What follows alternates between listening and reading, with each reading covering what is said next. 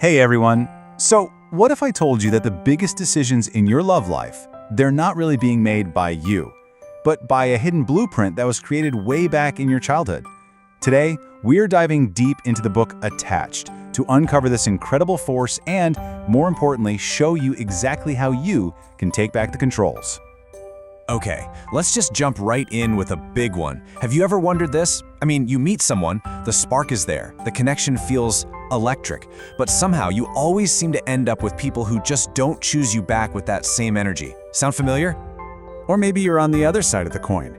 Things are going great, it's fun, it's exciting, but the second the relationship starts to deepen and get a little more serious, the other person starts pulling away. It's almost like they're allergic to real commitment.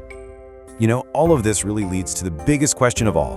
Why is it that for some people, love is this source of peace and stability, a safe harbor, while for so many others, it's just a constant cycle of anxiety, drama, and pain? What is going on there? Well, the answer isn't that you have bad luck or that you're just bad at relationships. Nope. According to the groundbreaking book Attached, the answer to all of these questions comes down to one single core concept: your attachment style. So let's get into it.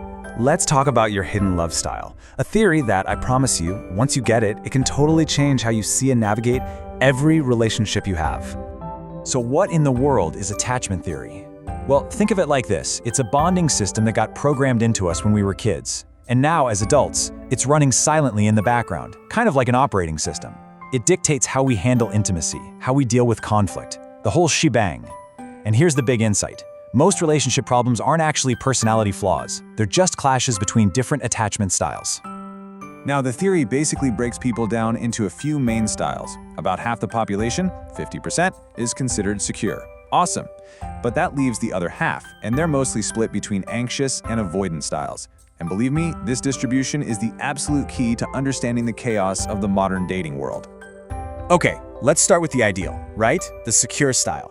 These are the people who just seem to be naturally good at relationships. They're comfortable with closeness, they trust easily, they say what they mean, no mind games. They just masterfully balance their own freedom with their commitment to their partner. Then we have the anxious style.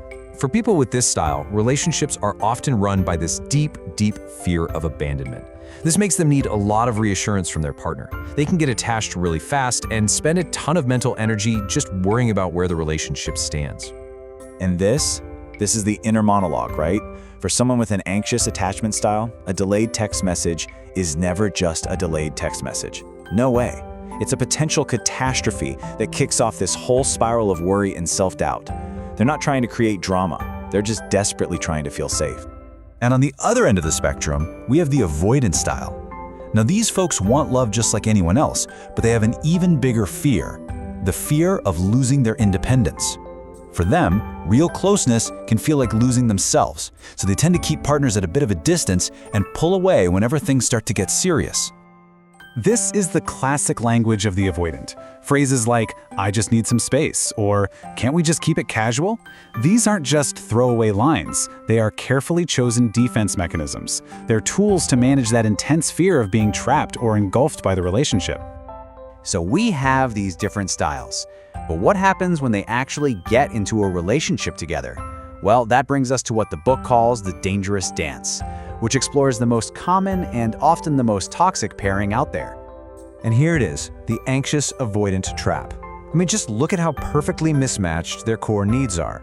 The anxious person chases closeness to calm their fear of being abandoned, but the avoidant person runs from that exact same closeness to calm their fear of being smothered. It creates this endless, painful push and pull dynamic. It's a perfect storm. And this is the most important part to understand. The constant up and down, the drama, the breaking up and getting back together, it can feel like this incredibly intense, passionate love story, but it's not. It's actually the repeated triggering of each person's deepest childhood fears. It's attachment trauma playing out, not true love. But listen, here's the really good news.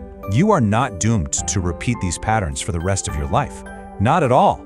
Let's talk about how you can actually break this cycle and start moving toward finding a love that is genuinely secure and peaceful. Which, of course, brings us to the million-dollar question. Is this something you're just stuck with forever? Can you actually fundamentally change your attachment style? And the book's answer is a clear, loud, resounding yes. Absolutely. Your attachment style is not a permanent life sentence. With some conscious effort and the right kinds of experiences, you can develop what psychologists call earned security. A healthy, loving relationship can literally rewire your brain for the better. So how do you do it? Well, number 1, awareness is everything. You have to know your pattern before you can change it. Number 2, you have to consciously start choosing partners who are emotionally available and secure. Number 3, practice being direct and honest in your communication. And finally, number 4, build real trust through consistency, day in and day out. And this leads us to our final and maybe the most empowering section of all. Let's talk about the new rules of love, based on a real understanding of our attachment needs. This right here is probably the single most powerful takeaway from the entire book. Society tells us all the time to play it cool, don't be needy. But attachment theory says the complete opposite. Your needs for closeness, for security, for reassurance, they are 100% valid. They are not a weakness, they're a fundamental part of being a human being. And once you know that, it helps you spot the red flags so much more easily. If someone is constantly hot and cold, if they refuse to put a label on the relationship, or if they make you feel like your needs are too much, these aren't signs of some romantic mystery you need to solve. They are clear signals of an avoidant attachment style that, frankly, is probably not compatible with your needs. And that is the ultimate lesson of the book, Attached. Healthy love is not a game of chase. It's not about trying to win over someone who is emotionally unavailable. It's about consciously choosing a partner who can and wants to meet your needs, and building a secure, peaceful life together. So just remember, the goal isn't to stop having needs. It's to start choosing people who value them. A love that feels like peace is not only possible, it's what you absolutely deserve. If this helped you at all, please like, share, and subscribe for more deep dives. Thanks for being here.